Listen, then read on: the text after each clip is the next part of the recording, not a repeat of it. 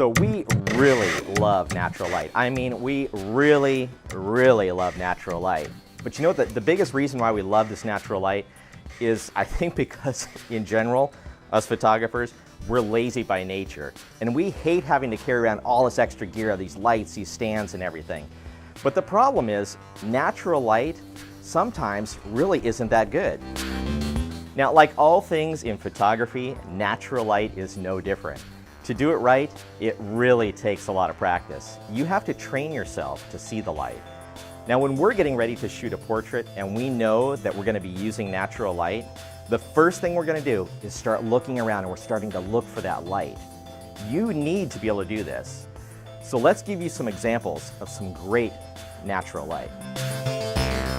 You know, you're right. Some of our favorite portraits ever were taken using natural light.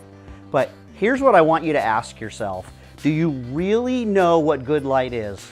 You know, so often we see photographs that are really good, but they could have been amazing had you either found better light or the photographer used the existing light more to their advantage. We want to show you right now a few ways how you can get the best out of natural light. So check this out, we're looking at this barn and I see two great sources and directions of light coming through. In fact, one is this door behind Mark here. We've got the other door, but I think that is probably not the best spot. And I'll show you why. I agree with you, because check this out. When I stand here, what do you see? This hot directional light on me. It's very difficult to work with, but it can be worked with. We'll get back to it. I think we need to start back over here in this incredible pool of light. So when we're looking at these two directions of light, the light sources coming through here, I actually favor one over the other. And you might feel the same, but you know, this is kind of harsh back here. This gets that beautiful spill of light that's just pouring through that window. I love that pool of light up there. In fact, over here is kind of what we do for a lot of different situations. Sometimes senior portraits, sometimes wedding portrait. But in fact, if we move forward here, and I'm just gonna have you turning around. Now, we can take a picture here, and it's probably gonna look okay. I'm gonna have to really adjust my settings, so I'm gonna blow out everything in the background.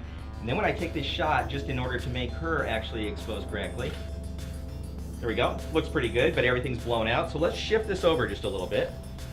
We still have that beautiful light pouring through. Now we're getting a different type of shot. We're getting the split lighting. So one side of her face is brighter, the other side is a little bit darker. When we take this photo, it gives kind of that moody look. It's still a great photo, but maybe not the exact photo that I'm looking for in this location. So we're gonna have you shift your shoulders more square to the door, perfect. Now you notice I'm not putting my model and my subject all the way outside. I'm taking advantage of this. It's almost like using a natural softbox.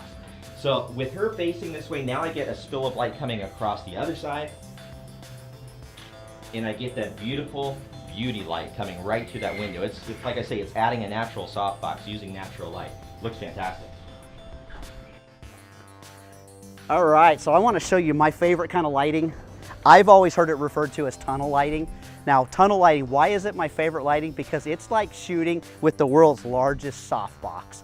And if you look right here, this is a barn, but we're going to use it as our tunnel today. One thing that makes tunnel light very cool is the fact that we now have cut light from falling from the top and from each side. All of our light now, it's like a giant softbox, just indirect light coming right in on our model. But here's some things you want to remember about tunnel lighting. So we're going to pull Savannah out just right outside the door, almost level with the door. Let's back up just a tiny bit, right there.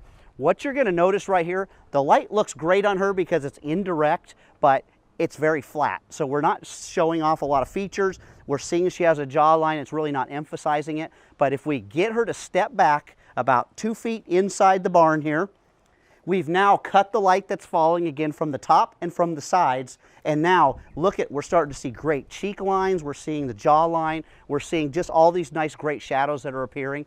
This is some of the best light you will ever find. And I know what you're thinking. You're thinking, yeah, you guys are in this gorgeous barn. How do I do something like this? I tell everybody at home, open your garage door and have somebody step back about 3 feet into your garage. You will have the best light that you have ever taken a picture in your life. So let's take a look at this shot right here.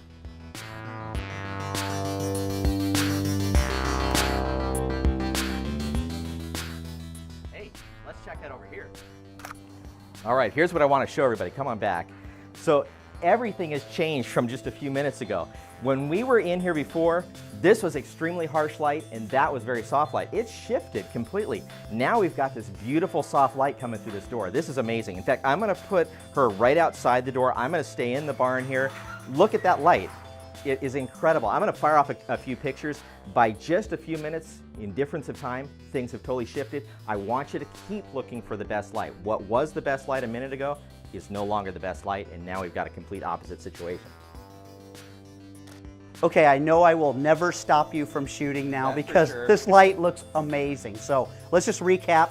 When you're looking for great natural light, first thing you do is you identify where your light sources are coming from.